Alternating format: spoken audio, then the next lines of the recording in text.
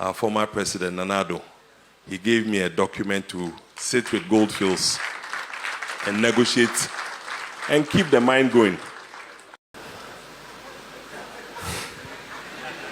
I want to tell him something, but I'm keeping myself. Thank you very much for giving me this opportunity for working here for 30 years. I just didn't spring up from Ghana and started working here. When I started working here, a lot of people were in school, some were students, and today they are heading the commission and they are regulating us somewhere.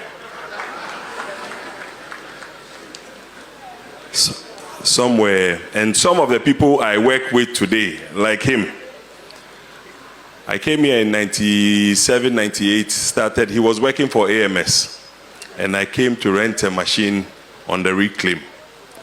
And they were desperate for dozers then, so they moved my dozer into the hard rock.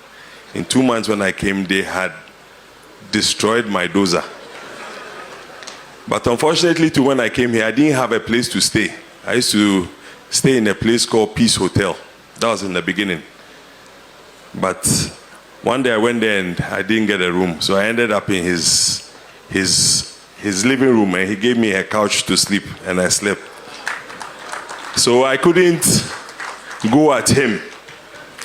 From there, I got taken to Takwa, where I met Sid, Eskin, Majid. So everybody today in EMP have come out of AMS and other companies that I work with. But the brief story is to say it hasn't been an easy journey. And what I'm doing today, or the transfer of mine to EMP, is for everybody. It's not for me. In the past, I used to come in here, stand at that gate, looking to go in there to get some work to do. Tony Obion was there with Dave Ingle, and if most people remember Dave Ingle, Mike Izan, and so many of the other people from Ranger. But after 30 years, I asked myself that, look, can we just still be contractors? We can't do that. After 30 years, I just said to myself that, listen, and Goldfields offered this mine to me. Point of correction, I didn't just spring up to say I want to own Damang. Goldfields said in 2022, we're going to close the mine and we want you to take over, but we'll sell it to you. And I said, you can't sell it to me because you've cheated me all these years. So you have to give it to me. So we agreed. They told me to go to government and get a no objection letter. I went in there.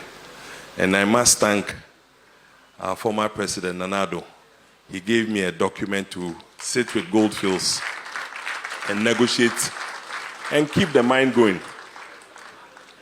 When I did that, unfortunately for me or for EMP, I got called by the CEO of Goldfields and said, look, we have a challenge here working here. How are you going to do it? I said, oh, leave that to me. He says, no, he wants to know because they want to hold our hands. So, me being too known, I went and opened my mouth and showed him how he would do it. Then he later also said, they'll change their mind. I said, no, you can't change your mind. You told all of us you were going, so please go and leave us to do. Fortunately, government came in there and said, look, they'll hand it over. So we engaged government to let them know that mining is not just buying equipment and working in there. It is the key people that you need to put together. So I said, look, if I don't do it today, there's no Ghanaian in this country who can run a mine as hard as Damang, because Damang's rock is the hardest rock in, would I say, Africa. So even when you bring machines and you have a life of the machine to say you get 10,000, you never get 10,000 hours, you get less hours. So I engaged government and told them that, look, we'll have to do a big cut, which Goldfields would have spent about $1.4 billion to do it. But we know how to do it because we have all the other satellite pits to be able to feed in to do. So we did a bankable study, we looked at it and noticed that we could do it. We approached a few of the banks. In here, the bankers are here. One has given us 650 million. another 600. They are competing against themselves, but before they won't follow us. But thank you for coming. I would say that, look, if we all put our minds together, this is a success story. And the plan I have for Damang is not a joke. I just want to prove that we can invest in ourselves in this country. I want to pledge, I want to say it for everybody to hear. I got a text from one of our young men in here. It says we should build astroturfs for all the communities, which we're looking to do. We've applied for Damang to have an airport. And Damang, within 6 months, will have an airport such that we can fly to Accra easily from here.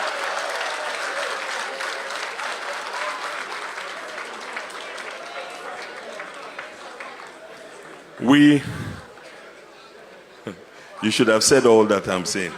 I won't pay you this month. In the next 2 years, we'll be able to drive from here to Cape Coast on a concrete road or an asphalt road.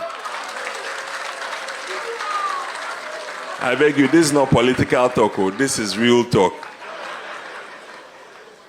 We're looking to put hospitals. I saw the youth. Is the youth here? The Damang youth, where are they? My youth. Thank you. You talked about a hospital. I'm looking to put 2 big hospitals in Damang. Not Damang alone. Is it Damang and Ateku? Or we will put it together. And Aboso. So what I want to say is that whatever money we make from here, we will reinvest it here. And I want to build my own personal house here. So I'll be living with you, Nananom. But thank you very much for giving me this platform. They didn't want me to talk, but anyway, I just said, let me say something. Thank you very much.